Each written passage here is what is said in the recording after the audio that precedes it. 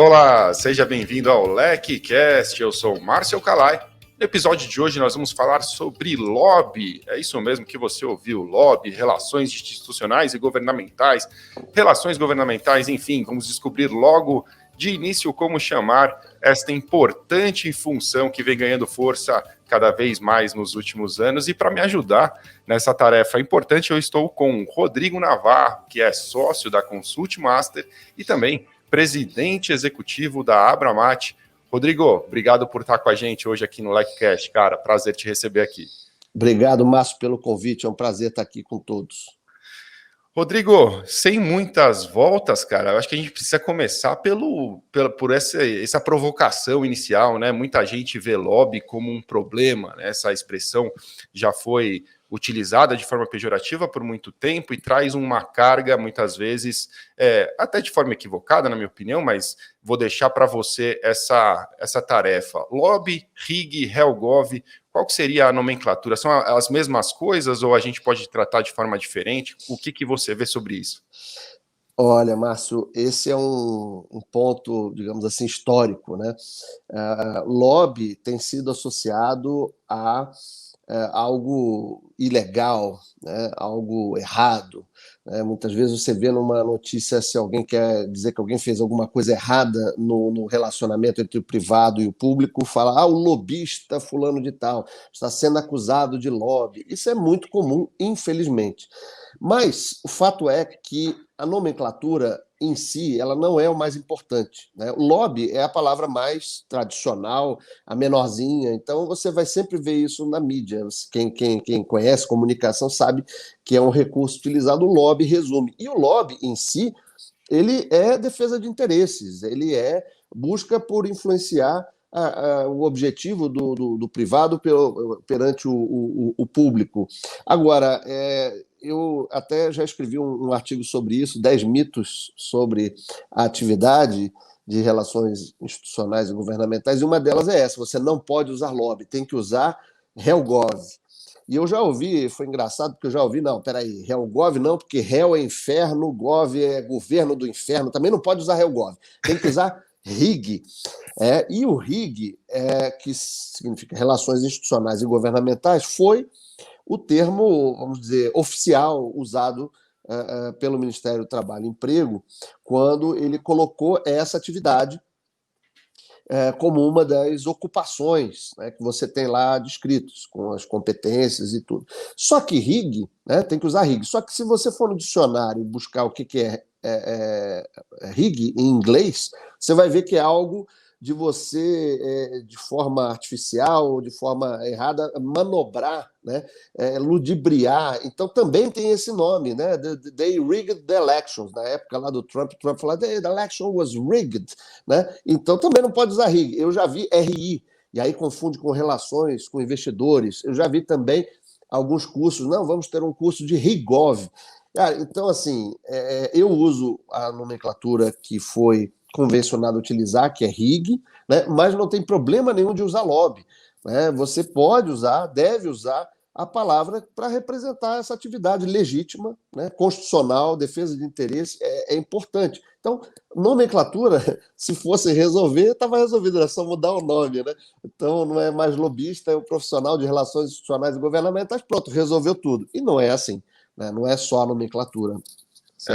É verdade. Eu gosto de começar por esses pontos, e até você falou que usar o lobby é uma estratégia de comunicação, e eu fiz isso de propósito, deixei esse nome para o nosso episódio de lobby, justamente para despertar a atenção de você, ouvinte, que está aqui com a gente, está nos assistindo, e com certeza quer saber mais sobre isso e por que esse tema aqui no LecCast. E aí, para a gente contextualizar, eu queria que você trouxesse um pouco da história dessa atividade no Brasil. Quer dizer, talvez não seja à toa que essa nomenclatura tenha sido atribuída a alguns problemas que nós tivemos no passado. Eu imagino que nem sempre a atividade foi organizada como ela é organizada hoje e bem tratada como ela é bem tratada hoje. O que você pode contar sobre o histórico das relações governamentais no Brasil? Então, Márcio, é uma evolução. Né? Você tem razão quando você coloca lá atrás, houve muitos problemas, sim. Você, normalmente, no passado, você tinha essa atividade de lobby, de relações institucionais e governamentais, é, baseada no network, baseada na rede de contatos. Você escolhia para sentar nessa cadeira de lobista, de profissional de relações governamentais, alguém que sabia abrir as portas, tinha os contatos, né? Tinha um network bom. Por isso é que você vai olhar e quando houve uma série de privatizações, setor de telecom, por exemplo, você escolhia para a presidência daquela empresa alguém que tinha sido do governo, tinha sido um ex-ministro, né? Tinha alguém, no caso de telecom, alguém da ex-Anatel, né? Porque naquela prerrogativa, ele conhece todo mundo, vai resolver todos os problemas, vai saber abrir as portas aí. E não é só isso, é claro que o network foi, será sempre importante, né?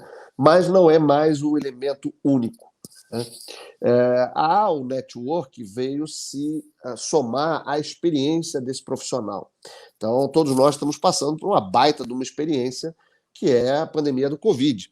Então, durante essa experiência que nós estamos passando, você tem histórias já para contar, você tem histórias de superação, de sucesso, de fracasso, de aprendizado, e assim também é com a área de RIG. Quando você traz uma fábrica do exterior para cá, você muda uma legislação, você altera uma estrutura de impostos e tudo isso, você tem ali uma história para contar, o famoso storytelling, né? E essa experiência de sucesso, de aprendizado, também hoje pesa muito. Alguém que já passou por uma crise certamente consegue ter aprendizados para usar em outras experiências, em outros casos. E o terceiro elemento é o conhecimento específico. Esse veio se agregando, né, nessa equação, podemos chamar assim, há menos tempo. Por quê? O conhecimento específico, ele parte da necessidade de você entender a organização que você está trabalhando. Então, você é uma área transversal, ela precisa comunicar, interagir com todas as outras áreas da organização. Então, esse conhecimento específico da empresa, a cultura, o histórico daquela organização que você está trabalhando. O conhecimento específico do setor ou setores que a organização está inserida. Então, você precisa entender como é que é o setor A, B, C, que a empresa, a organização, ela atua, né? Quais são os desafios, quem são os interlocutores, quem são aliados, né? As entidades setoriais que atuam ali, etc. E, mais recentemente ainda, a questão de conhecimento específico de como fazer o RIG, das competências para você fazer isso, que não são poucas. Só para você ter ideia, quando a gente trabalhou junto ao Ministério do Trabalho e Emprego para definir o que seria o RIG, nós levantamos 91 competências, né, que estão lá no site do Ministério do Trabalho para você pesquisar. Então, hoje, o RIG ele veio do network, foi somado à questão das experiências vividas e depois o conhecimento específico. Na minha época, eu já tenho 30 anos nessa área, não tinha curso de RIG. Você aprendia na prática, você aprendia com alguém que já fazia, né? Hoje você tem cursos de curta duração, de média duração, de pós-graduação. Eu mesmo estou dando aula em mestrado, em doutorado, até no exterior, e isso não é algo só do Brasil, isso também está acontecendo no mundo todo. A importância estratégica dessa atividade ela está crescendo. Não fosse assim, você não teria tantos temas ligados a externalidades. Não é? É importante também, Márcio, a gente falar, fazendo até uma ligação com a primeira pergunta que você fez. O RIG, Relações Institucionais e Governamentais, você vê que engloba duas coisas, o relacionamento institucional e o governamental. A relação com o governo, ela precisa ser institucional. Não é porque eu conheço o senador Márcio, o governador Márcio, que eu vou lá e quebra um galho para mim. Isso é lá que a gente chama do old school. Né? E às vezes funcionava, e muito bem, e rápido, e o cara falava, nossa, como o cara é fantástico, porque, né, tem esse relacionamento todo. Então, isso é lá atrás. Hoje você tem técnicas, você tem ferramentas para fazer isso, mas precisa ser institucional. Agora, nem toda relação institucional é só com o governo. Né? Então, você tem relacionamento institucional com uma ONG, né, uma organização não governamental, com um sindicato, com aquela comunidade que fica ali próxima da sua fábrica ou da sua matriz. Então, veja que na própria definição dessas três letrinhas do RIG, você tem duas atividades distintas. Uma mais ampla, que é o institucional, que incorpora o relacionamento com o governo e aquela específica com o governo. E é interessante você ver que até nas buscas de emprego, nas ofertas de emprego, você tem, estamos buscando um profissional de RIG. Pô, tem certeza? O cara vai lidar com mídia, sindicato, governo. Não, não, não, não. É para lidar ali, principalmente com governos estaduais. Ora, bolas, então você está ali buscando um profissional de RelGov, de relações governamentais, não é mais amplo assim. E esse é um ponto hoje porque esse profissional está entrando em áreas como o ESG, Environmental Social Governance, questões de diversidade, de inclusão, de reputação, né? Então, é uma área bastante ampla que certamente não é fácil de atuar, precisa de muita capacitação. Capacitação é a palavra-chave hoje nessa área. É muito legal ouvir, Rodrigo, as suas colocações sobre isso e dar um breve histórico aí sobre esse desenvolvimento, porque eu sempre fico aqui no LecCast tentando aproximar da experiência da nossa audiência e dos profissionais de compliance de modo geral. Os profissionais de proteção de dados têm um histórico recente também muito parecido. E por quê, né? Porque todos eles passam de uma fase mais desordenada, vamos dizer assim, uma fase inicial em que compliance era deixado a cargo do jurídico ou de controles internos ou da auditoria e simplesmente quebre meu galho aí, vamos em frente. E a coisa era feita meio no freestyle ali, né? Quer dizer, cada um faz como pode, do jeito que dá, para uma profissionalização onde o caráter científico, inclusive, daquela atividade passa a ter uma relevância muito maior e, nessa medida, o estudo e o desenvolvimento técnico desses profissionais ganham muita importância, né? Então, é algo bastante similar com o que acontece com compliance. Você falou um pouco dessas características com relação ao estudo, ao desenvolvimento da atividade de uma forma mais profissional e com mais qualidade, aliada à experiência em si, claro, que traz muito, muito valor, né, para isso. Eu queria te perguntar sobre habilidades um pouco mais ligadas assim a traços comportamentais, enfim, o que, por exemplo, né, a gente pensando em compliance, e eu sou um amante de comunicação, por exemplo, acho que a comunicação é fundamental em compliance, penso que em relações governamentais ainda mais, né, em relações institucionais governamentais ainda mais. Então, por exemplo, né, a comunicação, a persuasão, esse relacionamento, a capacidade de lidar com múltiplos stakeholders aí em um mesmo dilema ali, é algo que, talvez uma habilidade para lidar com conflitos e algo do tipo, né? O que você pode destacar mais sobre esses traços essenciais? Você fala em 90 e tantas qualificações, eu acho que talvez seja demais, mas as essenciais no seu modo de ver. Então, é outra boa pergunta, Márcio. Você sabe, e você mencionou aí uma área co-irmã, que é o compliance, né? Então, aquilo que foi uma evolução do compliance nos últimos anos, até em função dos problemas que muitas empresas, muitas organizações tiveram e acabaram criando ou reforçando a área de compliance, também está acontecendo com a área de relações governamentais. Ou seja, aquelas empresas que já tinham uma área, mas não dava muita atenção, era ali no nível gerencial, ou mesmo no nível de coordenação, está subindo na hierarquia, está chegando no C-level, né? Termos como o CLO, que é o Chief Liaison Officer, né? Está cada vez mais frequente. Os próprios CEOs estão reconhecendo isso, porque uma pesquisa recente da McKinsey mostra que 60% dos CEOs consideram o engajamento externo entre as 3 maiores prioridades da sua agenda, né? Ou a maior ou entre as 3.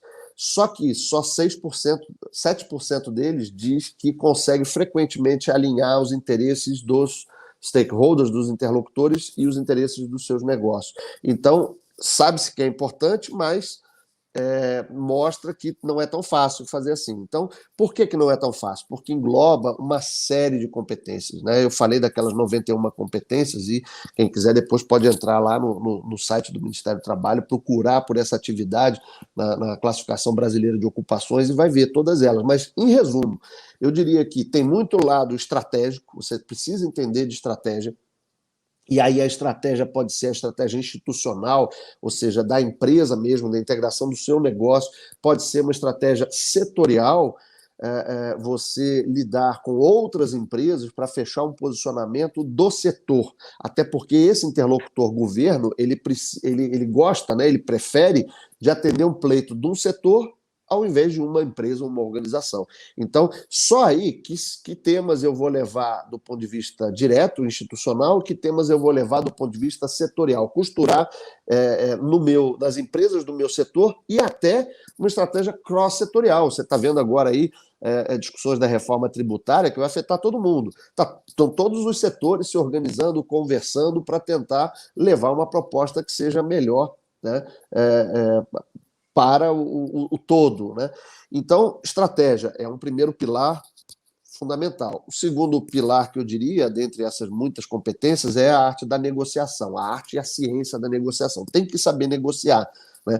Muitas vezes você chega lá e fala, mas essa legislação está ruim, isso aqui está demorando muito, tal. Sim, será que está? Quer dizer, cadê os dados? Né? Vamos transformar essa opinião num diagnóstico. Eu preciso de dados, eu preciso de benchmarks, eu preciso de informações, de estudos. Isso nem todo mundo faz na hora de interagir com o governo, trazer dados, né? Database. E aí, após o diagnóstico, você tem uma outra etapa muito importante, que é a questão das propostas. Tá bom, ok, você já me mostrou que isso aqui está ruim ou está muito lento, e aí? Não, aí eu não sei, tem que melhorar. Não adianta, aí a negociação não vai para frente. Quer dizer, olha, tenho 3 propostas. A proposta ideal, que é essa aqui, mas isso depende do Congresso, depende de um orçamento maior, não é o momento. Tá bom, vamos para uma proposta boa, né? É boa, não é a ideal, mas é boa, já resolve, vai lá, 50% dos casos. Ótimo, beleza. Mas nem essa dá para fazer por causa disso, daquilo outro. Ok, eu tenho uma terceira proposta para trazer aqui, que é a proposta mínima. Isso aqui eu já investiguei, eu já olhei, está na sua caneta, ministro, secretário, prefeito, dá para fazer e vai resolver, sei lá, 20%, 25%. É o mínimo que dá para fazer agora, depois a gente evolui. Então, negociação seria o segundo pilar. E o terceiro, para ficar em 3, é o de comunicação. Você tem toda a razão. E aí a comunicação corporativa e a comunicação também super importante, que é a interpessoal. Né? Hoje, permeando tudo isso que a gente falou aqui, tem aquele mix de hard skills e soft skills, né? Habilidades técnicas e habilidades sociais, vamos colocar assim, né? Autoliderança, a questão toda relacionada à compaixão hoje em dia, né, que a gente vê que está faltando tanto ali, o entendimento do outro, se colocar no lugar do outro. Então, eu diria que esses 4 pilares são fundamentais, fora vários outros. Eu preciso entender como é que funciona o Congresso, preciso entender, eu não sou advogado, mas eu preciso entender como é que funcionam as leis. Né? Então, assim, tem uma série de habilidades mais específicas e algumas habilidades mais amplas, mais genéricas, assim, que todas elas compõem esse profissional. Eu costumo dizer que quem atua nessa atividade é um especialista em generalidades, ou, se você preferir, um generalista em especialidades. E é bem isso. Muito bom. Você mencionou compliance, eu quero falar um pouco mais do relacionamento de RIG e compliance, mas antes de a gente entrar especificamente nesse assunto RIG e compliance, eu assim, não posso deixar de te perguntar sobre quem está nos ouvindo agora pensando assim, poxa, eu estou perto dessas relações, né? Quer dizer, enfim, eu trabalho numa área jurídica às vezes, ou então estou na área de comunicações, relações com investidores, eu estou numa área que tem um papel institucional e quero ingressar numa carreira como essa. Pelo que eu ouvi aqui no nosso papo até agora, já tem uma barreira grande que pode ser essa questão da falta de experiência, né? Como ingressar em algo tão importante, tão relevante estrategicamente para uma companhia, sem ter experiência. Existem cargos hoje de analistas? Como é o começo de carreira nos dias atuais para um profissional que decide ingressar em RIG? Ótima pergunta também. Eu mesmo sou prova disso, porque eu comecei 30 anos atrás como estagiário numa área de relações governamentais. Não tinha a menor ideia do que era. Foi por acaso. Né? Eu fui fazer um estágio na Xerox e fui pela empresa. Na época era a terceira maior do mundo, né? Tinha dos Estados Unidos, do Japão e do Brasil. Quando eu cheguei lá é que o pessoal falou, olha, o estágio é para a área de relações governamentais. Eu fazendo engenharia de produção lá no Rio, na UFRJ, falei assim, putz, que diabos é isso? E aí foi aprendendo na prática. Mas hoje tem sim né, cargo até de estágio, analista, coordenador, gerente, né, vice-presidência, nomenclatura que não falta e posições nessa área, está crescendo, né? Então, assim, para quem está começando, tem trabalhos voluntários também. Eu recomendaria, por exemplo, se aproximar de organizações como a ABRIG, que é a Associação Brasileira de Relações Institucionais e Governamentais, do IRELGOV, que é o Instituto de Relações Governamentais, da ABERJ, que é de comunicação, mas também tem essa atividade, é outra área co-irmã, né? Comunicação, compliance, jurídico, RIG, está tudo ali, né? Lidando com externalidades, com reputação, com interação com o ambiente externo e olhando para dentro também. Então, trabalhos voluntários podem surgir numa comunidade, tem aí já atividades como lobby social, né? Porque todo mundo faz lobby, né? Todo mundo faz lobby. Quer dizer, você precisa de uma postergação de um imposto, você precisa que a prefeitura reforme aquela rua, isso é lobby, você vai lá lutar por aquele interesse, não só o seu, mas da comunidade, né? Aí você tem desdobramentos como, não chama de lobby, chama de advocacy, porque é uma coisa para a sociedade como um todo, mas é tudo, no fundo, defesa de interesse. Agora, o que tem acontecido e por que também isso está mais difícil de realizar? Porque nós tivemos um fenômeno aí com a Covid, dentre os inúmeros efeitos aí que aconteceram, você hoje interage com muito mais gente de forma muito mais frequente. Está todo mundo exausto ao final do dia, porque fez, em vez de 2 ou 3 reuniões, que era o normal presencialmente você faz 15 reuniões. Termina aqui, começa outra ali e tal, tudo digital, e o pessoal aprendeu que dá para fazer isso como a gente está fazendo, conversar com qualidade, né? Então, assim, é um outro desafio o pessoal ficar antenado. Eu, nas minhas aulas, né, provoco o pessoal, porque depois de ouvir tudo ali da aula, e talvez aqui também, o pessoal fala, nossa, mas ficou mais difícil de trabalhar dessa forma. Ficou mais complexo, mas estamos apenas no começo. Se você acha que tem muita informação, que a gente está passando aqui rápido, né?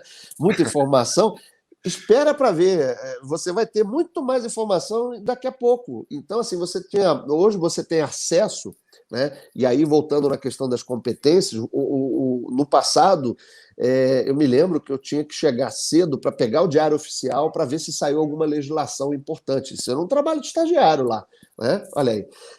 Hoje você tem ferramentas digitais que chamam a sua atenção, fala, olha, Márcio, opa, saiu uma medida provisória aqui que te interessa, leia na página 14, está aqui o recorte. Aí é mole. Então, agora, o problema é que você hoje tem que lidar com o excesso de informação que você facilmente obtém. Não é saber onde é que tem informação e deter a informação, é saber compartilhar a informação que está ali muito fácil. Então, trabalho junto a essas entidades, trabalhos voluntários, cursos de curta duração, não precisa partir logo para um MBA, como que eu coordeno, por exemplo.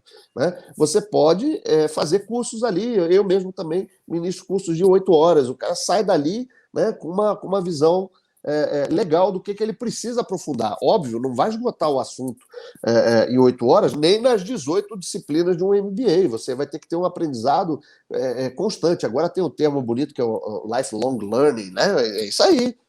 Se tem um termo que se aplica à RIG, é lifelong learning. Você vai estar sempre aprendendo. Outro caso, Big Data. Você precisa cada vez trabalhar com mais dados, então você precisa ter também competência sobre lidar com essas ferramentas, com esse mundo digital, com obtenção, processamento e análise de dados, sem perder o lado humano. Não é a máquina que vai resolver tudo, não. O RIG 4.0 ele vai muito além só de tecnologia, só de dados, certo? Muito legal te ouvir, cara, porque faz muito sentido, né? E assim, olha que coisa interessante. Eu não quero ser saudosista também, mas a gente acha que a nossa fase é sempre mais difícil, né? Quando eu era estagiário de direito, também li o Diário Oficial, horas e horas para encontrar as publicações, né? Serviço de intimação a gente recebia da Dajuste, vinha o papelzinho cortado do jornal, assim, com a publicação, mas a gente queria pegar antes, então a gente já lia esse diário todos os dias. Mas sem dúvida, essa digitalização, evolução, tecnologia traz muita melhoria para qualquer setor. Essas techs, né, são tão importantes em todos os segmentos. Por que não pensar em você que está nos ouvindo e vai ingressar num universo como esse? Por que não pensar em trazer, talvez, para os profissionais mais antigos do setor, que talvez não tenham esse apreço ou não tenham essa habilidade, né, criada desde já, você pode ser um grande inovador, né? Você pode trazer a inovação para esse setor por ser uma pessoa mais antenada nessas tecnologias. O Márcio, está acontecendo, viu? Num projeto que nós temos em conjunto, com muito orgulho, que é o primeiro anuário de Relações Institucionais e Governamentais do Brasil.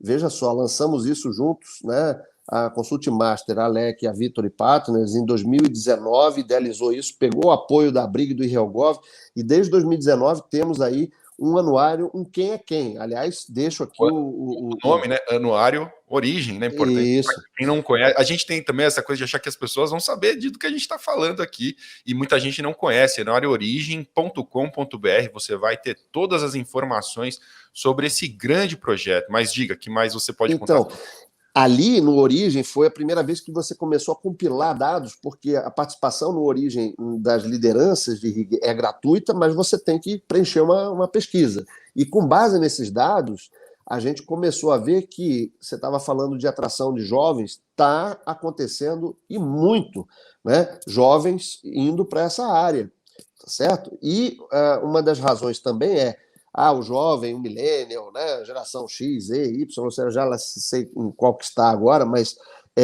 vai trabalhar ali numa startup. Poxa, legal, bolei uma ideia aqui, vamos fazer uma coisa legal tal. Qual é um dos principais problemas que essas startups enfrentam? Não é grana, porque tem muita gente disposta a colocar recursos para ver esse projeto dar frutos ali mais na frente. Não é gente brilhante, porque tem muita garotada brilhante, gente de qualquer idade, raça, credo, etc., super capaz para trabalhar nisso, mas é a falta de um ambiente regulatório adequado para aquela iniciativa prosperar. Quantos exemplos a gente teve no início daqueles aplicativos de mobilidade individual, das bicicletas, dos patinetes, agora vai ter drone, agora vai ter o carro autônomo. Já pensou o papel de RIG nessas funcionalidades novas? Olha aí, tá por construir, cara. E não é só no Brasil, é no mundo inteiro. Então, assim, é uma atividade com um futuro incrível. Eu, se pudesse voltar no tempo, não escolheria outra área para me desenvolver. É aquela história, sem querer ser saudosista, mas com a tecnologia que você tem hoje, você consegue fazer um RIG 4.0 de uma forma muito mais efetiva, né, muito mais eficaz, e também com muito mais desafios, porque o outro lado da mesa também tem esses recursos, isso às vezes o pessoal esquece. O governo que está ali tem dashboards também, tem KPIs, sabe o que te perguntar, sabe dado de tudo, se for uma empresa multinacional, né, o que você está fazendo em outros lugares. Então, assim, é mais desafiador hoje, com certeza, mas essa atividade tem tudo para crescer.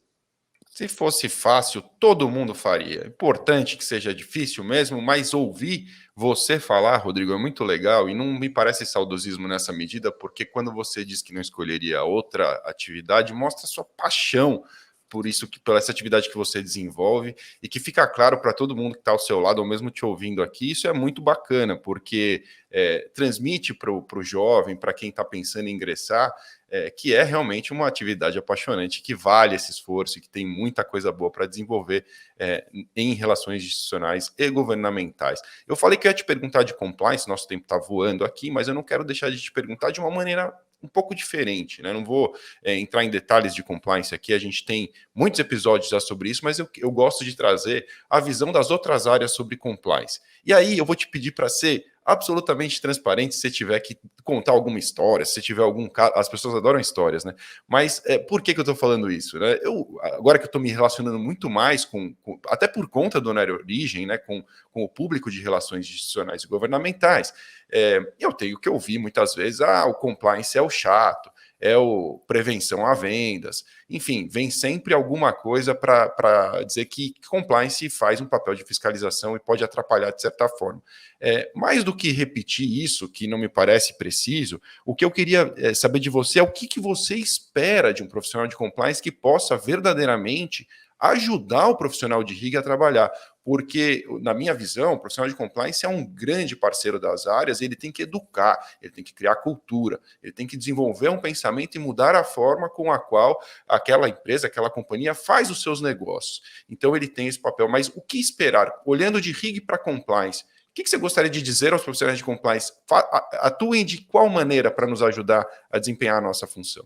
Boa, é uma área co-irmã, Márcio. Eu vejo assim, uma área co-irmã com habilidades diferentes, competências necessárias diferentes, porém complementares, e de preferência, isso é uma visão minha, no meu doutorado eu mapeei 15 multinacionais que atuam no Brasil, de 8 nacionalidades diferentes. E a ideia inicial do doutorado era ver os pontos comuns de como aquelas áreas de RIG operavam, tá certo? E, para minha surpresa, todas operavam de forma diferente, estavam num nível hierárquico diferente, continham profissionais diferentes, e uma coisa que eu derivei disso foi uma recomendação de não colocar a área de RIG, jurídica e compliance no mesmo chapéu. Não recomendo, porque são competências diferentes e você pode usar, se você tem uma área de compliance que é absolutamente transversal e uma área de RIG que também é absolutamente transversal, elas se complementam e se ajudam para o bem de toda a organização. Vou colocar aqui, por exemplo, uma coisa fictícia aqui, uma situação fictícia. Imagina que você é o profissional de RIG e está conversando com alguma autoridade de governo, no nível federal, estadual, municipal, no Congresso, alguma coisa assim. E há ali uma situação né, de ilegalidade, de alguma questão ali, alguma menção, algum pedido de propina, alguma coisa. Olha, você, profissional de RIG, você pode falar e parar ali, sabedor do que você tem que fazer, falar, olha, deputado, senador, né, governador, prefeito, o que seja, vamos encerrar essa reunião aqui, não posso, né, mais conversar aqui e vou conversar com a pessoa de compliance, né? Com o compliance, eu acho que, né, temos muita coisa que fazer. Se é a mesma pessoa, a própria pessoa de compliance fala assim, olha, tenho que lhe denunciar, vou denunciar na minha empresa, por exemplo, é uma multinacional, vou colocar isso para a questão global, um outro foco, né? Da mesma coisa, vai parar do mesmo jeito, só que o tratamento seria até diferente. Se você separa, você ainda tem ali um espaço. Não, peraí, é a mesma coisa do jurídico. Às vezes você tem esses 3 chapéus, o cara, jurídico, compliance e RIG. Cara, é muita coisa. Super-homem, se RIG só já é tudo isso que a gente falou, compliance também, jurídico também. Você tem os 3 no mesmo chapéu, é complicado, né? Nem o super-homem consegue fazer isso. Mas essa separação, ela pode ser salutar no sentido de ajudar uma área em situações, momentos de crise, né, em situações que você tenha alguma preocupação reputacional. Então, assim, eu considero como uma área co-irmã, bem na linha que você falou de educar, né, de passar para as outras áreas a importância dessa atividade, pensar no longo prazo. As áreas podem ter, devem ter objetivos até comuns, né? Porque se pisar na bola em algum momento ali, quem vai depois resolver não é só a área de compliance, né? Você vai envolver o profissional de RIG, se aconteceu naquela comunidade, o representante do governo que está ali, você vai precisar interagir com ele. E aí, sendo outra pessoa, sendo outra área, facilita também. Olha, eu recebi isso aqui da área de compliance, estou trazendo aqui o nosso posicionamento. Se é a mesma pessoa, você já cria ali uma complexidade maior na discussão. Você não entra, olha, isso aqui eu não vou entrar, que não é nem a minha área. Isso aqui está aqui da área do compliance, mas vamos seguir exatamente o que eles colocaram aqui. Percebe? Então, assim, tem muito espaço para melhorar as próprias áreas, se conversar. Eu tive a oportunidade de palestrar com alguns profissionais de compliance no evento da LEC de compliance também, foi muito interessante o painel. São áreas co-irmãs, enfim, eu acho que são importantes, são pontos importantes que a gente tem que levar em consideração no dia a dia, né? E também no âmbito estratégico, o que esperar do relacionamento institucional governamental, de que forma conduzir esse relacionamento institucional governamental. Tem normas para isso já, isso é bom que se diga também, a regulamentação do lobby, que se fala tanto, já está aí há mais de 30 anos, o ex-senador, vice-presidente Marco Maciel faleceu esse ano e não viu seu projeto pioneiro de regulação do lobby aprovado. Tudo leva a crer que estamos próximos dessa aprovação, né? Mas fato é que o Brasil ainda não tem isso regulado. Vai resolver todos os problemas da regulamentação? Óbvio que não. Né? Você tem isso regulado, por exemplo, nos Estados Unidos, e você tem lá um monte de problemas também. Tem no Chile, tem um monte de problemas também. Então, assim, vamos começar pelo básico, que é você dizer para quem que você está representando.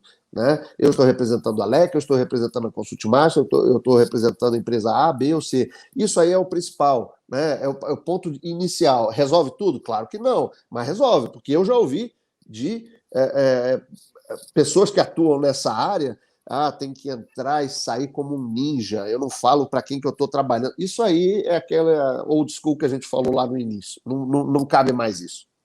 É muito inteligente isso que você falou sobre não acumular as funções, porque a gente sempre ouve isso e ouve as fundamentações no aspecto teórico da coisa. Você trouxe muito para a vida real, né? Quer dizer, eu estou numa situação de conflito ali, estou me vendo numa situação difícil como profissional de rig.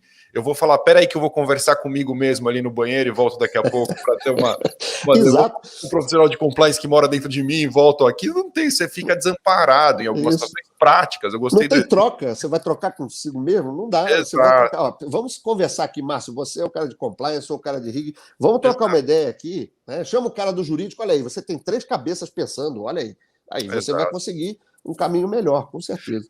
Muito bom. Professor, não quero te segurar muito mais aqui, eu sei que você está com o horário apertado. Quero sempre te lembrar que a gente vai precisar de uma recomendação, que já é tradição aqui, você deixar uma dica para a nossa audiência, mas antes de você, aliás, enquanto você pensa qual é a sua dica aí, eu vou lembrar você que está nos ouvindo, eu quero criar um canal de comunicação. Aqui no LecCast a gente recebe contatos pelos mais diversos canais.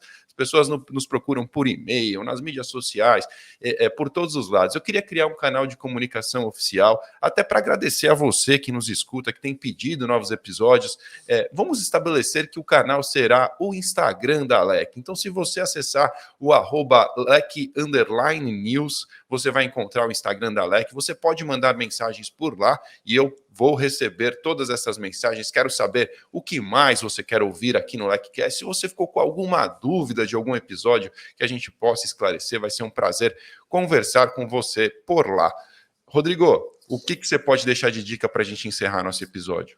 Olha, eu vou indicar 2 livros meus. Vou ser bem egoísta nesse momento aqui. Tem muita literatura, isso também mudou muito do passado para hoje. Tem muitos artigos, vocês podem procurar. Tem muitos artigos, muitos livros, mas vou dar 2 dicas aqui. Um é o Relações Governamentais Estratégicas, que eu escrevi para o lançamento lá do MBA, já está na 3ª edição, você encontra no clubedeautores.com.br, é só procurar lá, tem a 3ª edição. E o livro que eu escrevi oriundo da minha tese, que é em inglês, tem na Amazon, qualquer plataforma da Amazon, que é o Strategic Government Relations Handbook, que é esse aqui. Esse livro é em inglês, quem quiser aprofundar, ele é um pouco mais denso para essa área. E, assim, tem várias outras recomendações que eu poderia dar, mas estou aqui egoisticamente falando de 2 minhas. E vou terminar, Márcio, você me permite, com um fato que passou para muitos despercebido, mas eu coloquei lá no LinkedIn, eu uso bastante o LinkedIn, é outra fonte aí interessante de conexão que a gente tem, pode me procurar lá no LinkedIn e se conectar comigo. Mas você sabe que recentemente o Richard Branson, da Virgin, ele fez aquele voo, né, espacial e ficou ali, né, flutuando, etc. E ele levou junto com ele 3 pessoas, tá certo? Muita gente não se deu conta, mas eu fui ver quem eram as 3 pessoas. Uma era a pessoa ligada mais ao projeto, outra pessoa mais de pesquisa e desenvolvimento, e tinha uma terceira pessoa, uma mulher, chamada Sirisha Bandla. E sabe quem ela é dentro da Virgin?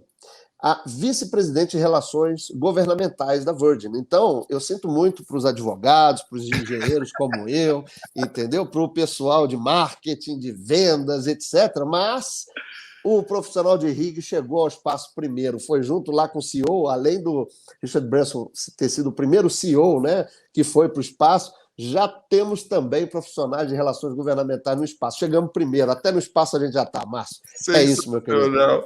Muito bom. Depois dessa, professor, só me resta encerrar o nosso episódio, até porque se ele encontrasse com ETs, por exemplo, ele estaria bem assessorado aí nas situações, né? E olha, e um detalhe, muita gente pergunta, por que ele levou... Ué, você tem dúvida que viagens de turismo espacial vai precisar ser regulado? Quem é que vai querer? Como é que vai poder? A NASA vai poder? Com quem é que vai lidar com isso aí também? Cadê o ambiente regulatório para poder transformar isso num negócio multibilionário? Vamos estar envolvidos também aí, tá vendo? É isso aí, cara. Obrigado pelo papo, foi muito legal. Obrigado, Márcio. Um abraço a todos.